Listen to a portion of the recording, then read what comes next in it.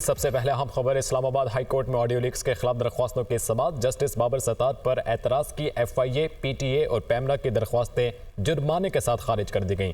अदालत ने PTA, पैमरा और FIA को दरख्वास्तों पर 5-5 लाख रुपए जुर्माना भी कर दिया। इसी पर बात करने के लिए अवैस अब्बासी हमारे साथ मौजूद हैं। अवैस, बताइए इस समाअत के हवाले से।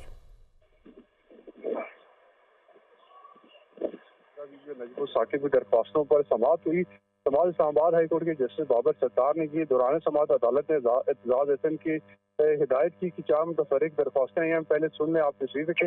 इसके साथ एडिशनल अटॉर्नी जनरल ने जो DG FIA ने असिस्टेंट डायरेक्टर को अथॉरिटी देकर अदालत में रिमार्क्स किए। मुतल्लिका हिस्सा दरख्वास्त का पढ़ें, जहाँ पर मुझसे एतराज किया गया ISA के मामले से FIA का क्या ताल्लुक है। और इसके साथ जस्टिस शौकत अजीज सिद्दीकी के जो इल्जाम थे इस अदालत के जजेस इनको सपोर्ट करें। जस्टिस बाबर सत्तार का ये कहना था, तमाम FIA के बेंच पर एतराज की मुतफर्रिक दरख्वास्त जो है वो उसके ऊपर 5 लाख जुर्माने के साथ खारिज कर दी है। अदालत ने पैमरा PTA की दरख्वास्त भी जुर्माने के साथ खारिज करी है। तो हम इंटेलिजेंस ब्यूरो जो है उनकी दरख्वास्त अभी खारिज नहीं की और अगली समाअत के लिए तलब किया गया है वीकेंड को। जी ठीक है, वैसे अब्बासी हमारे साथ मौजूद है, बहुत शुक्रिया आपका।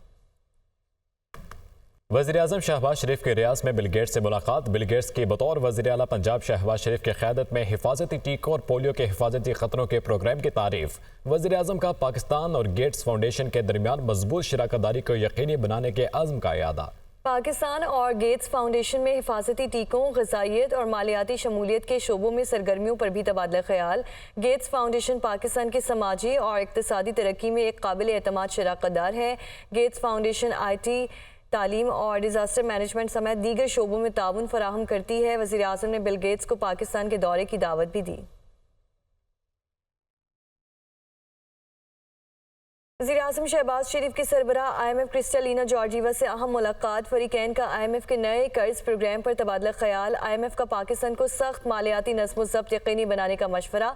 पाकिस्तान इस्लाहात से ही मैक्रो इकनॉमिक इस्तेहकाम हासिल कर सकता है। क्रिस्टलिना जॉर्जिया ने नए प्रोग्राम के इक़्तिसादी फ्रेमवर्क का बताया। MD IMF ने SBA के हवाले से वज़ीर-ए-आज़म के क़ायदाना किरदार को सराहा। वज़ीर-ए-आज़म ने पाकिस्तान की हिमायत करने पर MD IMF का शुक्रिया अदा किया। दौरे पाकिस्तान की दावत भी दी।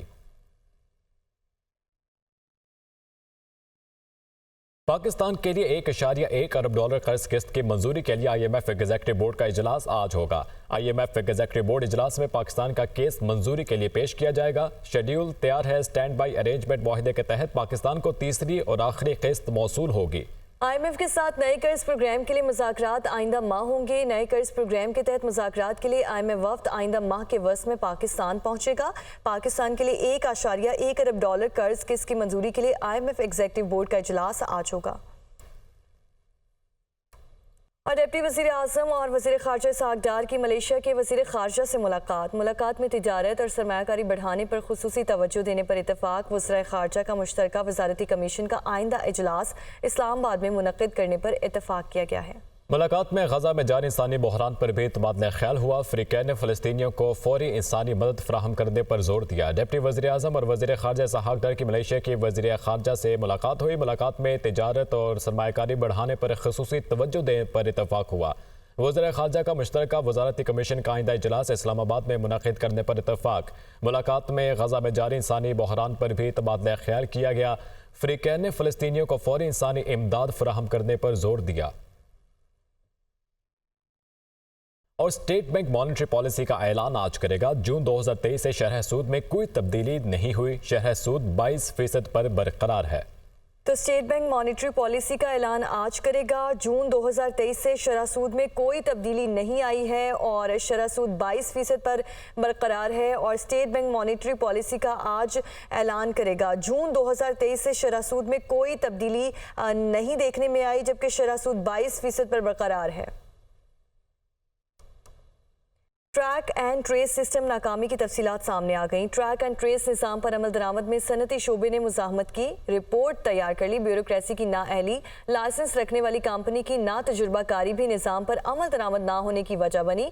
रिपोर्ट में ये सब कुछ सामने आया है। रिपोर्ट के मुताबिक ट्रैक एंड ट्रेस सिस्टम के तहत टेक्नोलॉजी की मुंतकली नहीं की गई। TTS निज़ाम सालिसी, ऑडिट और जुर्माने की दफात शामिल नहीं की गई।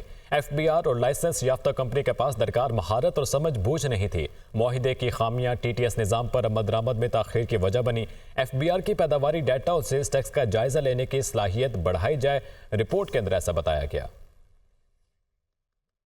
सुन्नी तहत काउंसिल के सरबराह साहबजादा हामिद रजा का PTI को एक बार फिर असम्बलियों से इस्तीफे देने का मशवरा। PTI की क़यादत को असम्बलियों से इस्तीफा देने और सड़कों पर आने पर गौर करने की ज़रूरत है। हामिद रजा का ऐसा कहना था कि अगर आने वाले हफ्तों में बानी PTI को इंसाफ ना मिला तो हम असम्बलियों में नहीं बैठेंगे। मैं बानी PTI के लिए कौमी असम्बली से मुस्ताफ़ी होने वाला पहला शख्स हूँगा, हामिद रजा की जानिब से ये कहा गया है। इसी पर बात करने के लिए वक़ार सैयद हमारे साथ मौजूद हैं। वक़ार, बताइए हामिद रजा की जानिब से मज़ीद क्या कहा गया? जी बिल्कुल, इस वक्त जो तरीके इंसाफ है और सुन्नी इत्तेहाद कौंसिल जो उसकी हिमायत याफ्ता अरकान कौमी असम्बली है, उसमें ये बहस जारी है कि जो स्ट्रीट पावर है उस पर आया जाए और वो बाकायदा तौर पर जो है वो स्ट्रीट पावर शो की जाए, जिस पर जो सुन्नी इत्तेहाद कौंसिल के सरबराह है उन्होंने जो एक ट्वीट किया है जिसमें उन्होंने PTI को एक बार फिर असम्बली से इस्तीफा देने की जो है वो मशवरा दिया है। और उसमें कहा गया कि PTI की क़यादत को असम्बलियों से इस्तीफा देने और सड़कों पर आने पर गौर करने की ज़रूरत है। अगर आने वाले हफ्तों में हमने बानी जो PTI है उनको इंसाफ ना मिला तो हम असम्बलियों में नहीं बैठेंगे। जबकि ये भी ऐलान उनकी जानिब से किया गया कि मैं इमरान खान के लिए इस्तीफा कौमी असम्बली से मुस्ताफ़ी होने वाले पहले शख्स होंगे जो उनके लिए इस्तीफा दूंगा। इसके अलावा इससे कबल जो PTI के जो अरकान जो मरकजी क़यादत है वो इस बात की नफी कर चुकी है कि वो किसी किस्म के ऐसे ऑप्शन पर नहीं जाएंगे। तमाम जो स्ट्रीट पावर से मुतल्लिक जो एक मुज़ामती तहरीक है उससे मुतल्लिक जो है वो हिकमत अमली मुरतब की जा रही है। जी, हिकमत अमली मुरतब की जा रही है। वक़ार सैयद इस्लामाबाद से हमें अपडेट कर रहे थे, शुक्रिया आपका वक़ार। और कराची के बिजली सारिफीन पर एक साथ अरबों रुपए का बोझ डालने की तैयारी के इलेक्ट्रिक ने 9 माह की फ्यूल कास्ट एडजस्टमेंट मांग ली। फ्यूल कास्ट एडजस्टमेंट जुलाई 2023 से मार्च 2024 तक मांगी गई है। नेपरा अथॉरिटी के इलेक्ट्रिक की दरख्वास्त पर 9 मई को समाप्त करेगा। जनवरी 2024 की मद में 8 रुपये 73 पैसे फी यूनिट इजाफा मांगा गया। फरवरी 2024 की मद में 2 रुपये 47 पैसे फी यूनिट इजाफा मांगा गया। मार्च 2024 की मद में 35 पैसे फी यूनिट इजाफा मांगा गया। ज़ीशान यूसुफ जी हमारे साथ मौजूद है, तफसीलात से आगाह करेंगे। ज़ीशान, आगाह कीजिएगा। देखिए अली, ये इतना भारी इजाफा होगा कि इसका अंदाज़ा नहीं लगाया जा सकता। एक तो बिजली की कीमतों में इजाफा हुआ है और दूसरी जानिब यकमुश्त जो है 9 माह का जो 9 माह की फ्यूल कास्ट एडजस्टमेंट है उसकी दरख्वास्त आई है और सबसे जो ज़्यादा है वो 8 रुपये 73 पैसे है। 9 माह की इस पे जो है नेपरा अथॉरिटी समाअत करेगी और ज़रा ये बता रहे हैं कि समाअत के दौरान ही ये डिसाइड किया जाएगा कि जो रिकवरी है वो 6 माह में की जाए, 3 माह में की जाए या क्या तरीक़ेकार उसका तय किया जाता है। इस तमाम तर सूरत हाल पर जबकि इलेक्ट्रिक के तर्जुमान से हमारी बातचीत हुई तो उनका यही कहना था कि चूंकि हमारा टैरिफ जो है अप्रूव नहीं हुआ था, अभी भी अप्रूव नहीं हुआ है, लेकिन नेपरा उस पर हेयरिंग करेगी और इन्वेस्टमेंट प्लान जो है कि इलेक्ट्रिक का वो अप्रूव किया गया है। तो लिहाजा अभी उन्होंने जो है दरख्वास्त दायर की है।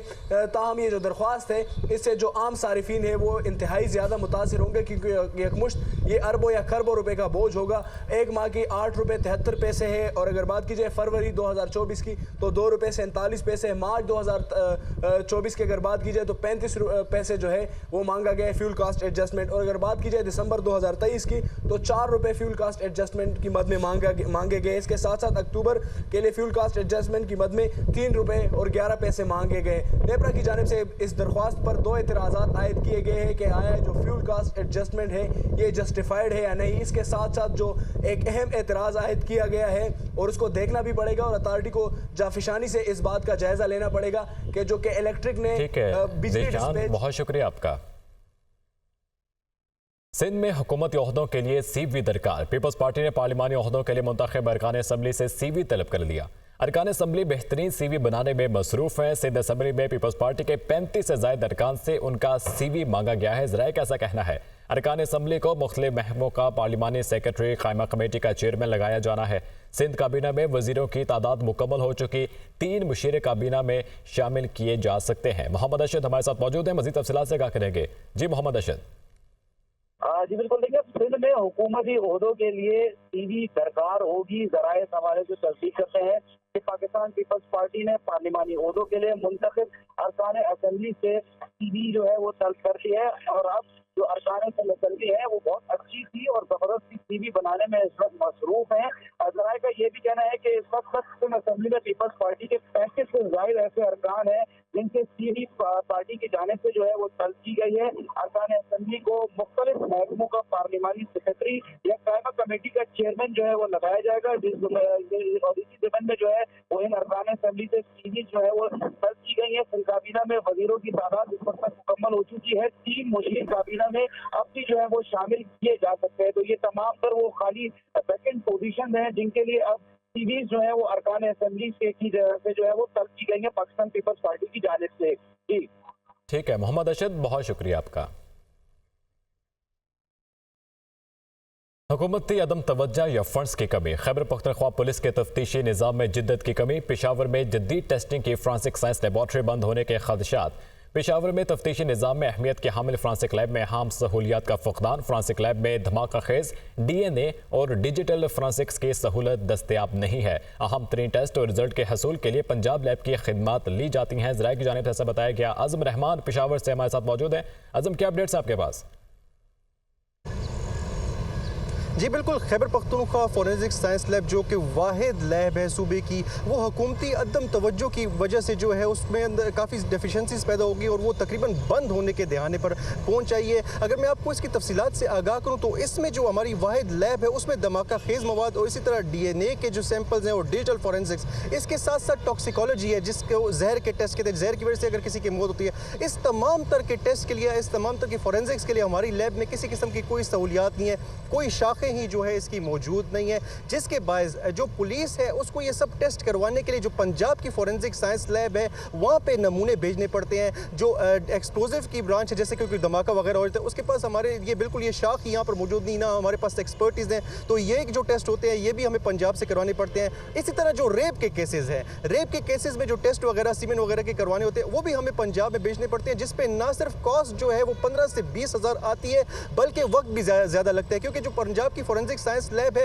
वो पहले पंजाब पुलिस के जो केसेस होते हैं उनको प्रायोरिटी पे हल करती है, बाद में वो दीगर सूबों के जो केसेस है उसको लेती है। तो ये सब सिचुएशन है कि खैबर पख्तूनख्वा की जो वाहिद फोरेंसिक साइंस लैब है वो बिल्कुल बंद होने के दहाने पर पहुंच आई है। जो डायरेक्टर है फोरेंसिक साइंस लैब के, उनका ये कहना है कि वो कई बार CPO को लेटर लिख चुके हैं और छोटी छोटी बात के लिए कभी किसी फंड की कमी के बायस जो है वो बार बार CPO को लेटर लिखते हैं, DIG फाइनेंस को लेटर लिखते हैं कि हमें बिजली के बिल अदा नहीं कर सके। इसके अलावा जो आधा स्टाफ है फोरेंसिक साइंस लैब का वो 6 महीने या 7 महीने में जो है वो रिटायर होने वाला है, उसकी भर्ती के लिए अभी तक कोई इकदाम नहीं उठाए गए। तो आज़म रहमान, बहुत शुक्रिया आपका।